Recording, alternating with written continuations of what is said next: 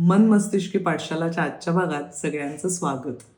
तर मग मन आणि मस्तिष्क दोन्हीला चालना देणाऱ्या ह्या ॲक्टिव्हिटी करताय ना?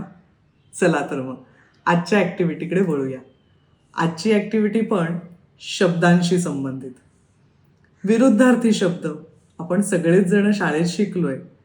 म्हणजे दूर जवळ, गरम गार, लहान मोठा अशी कितीतरी लांब लचक यादी आहे नाही का? पण असे काही काही शब्द आहेत ना की ज्यांचे विरुद्धार्थी शब्द आपल्याला पटकन आठवतच नाही. म्हणजे मी विचार करत होते तेव्हा मला थोर ह्याला पटकन विरुद्धार्थी शब्द आठवलाच नाही. किंवा दुसरा शेष यालाही नाही आठवला. तिसरा गंभीर यालाही पटकन विरुद्धार्थी शब्द मला आठवला नाही. तुम्हाला याचे विरुद्धार्थी शब्द आठवले तर ते कमेंट बॉक्समध्ये लिहा. आणि असे आणखीनही बरेच शब्द असतील ना की ज्याचे विरुद्धार्थी चटकन आठवत नाहीत. असे आणखीन शब्दसुद्धा कमेंट बॉक्समध्ये लिहित राहा. तर आता ॲक्टिव्हिटीला ट्विस्ट. आता काय करायचं आहे, हे 2 शब्द जे विरुद्धार्थी आहेत ते एकाच वाक्यात वापरायचे.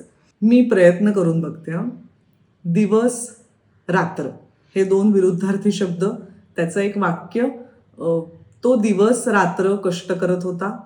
आता मगाशी ना एक शब्द, त्याचा विरुद्धार्थी शब्द मला आठवत नव्हता. तो म्हणजे गंभीर.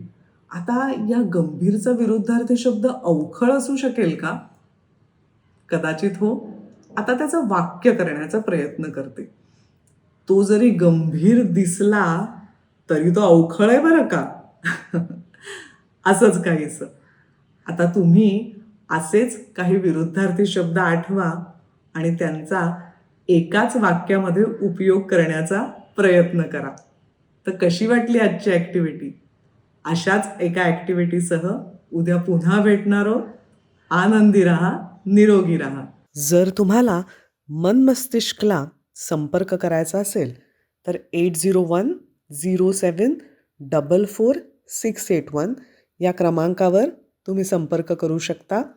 तसंच मनमस्तिष्की पाठशाला @gmail.com या ईमेल आय डीवर सुद्धा तुम्ही आमच्याशी संपर्क करू शकता.